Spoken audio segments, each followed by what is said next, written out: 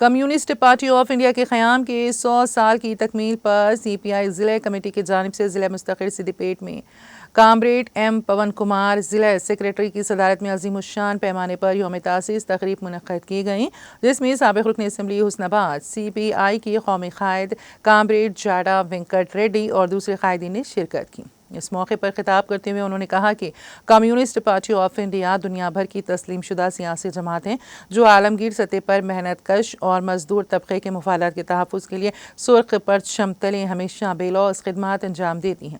Communist party of India نے روٹی، کپڑا اور مکان کے نعرے کے ساتھ غریبوں، مزدوروں اور ہر مستحق خاندان کے لیے سرکاری فلاحی اسکیمات کی رسائی کو یقینی بنایا۔ سی پی آئی ہمیشہ عوام کی ضروریات کی تکمیل، مفادات کے تحفظ کے لیے انتھک جدوجہد کرتی ہیں۔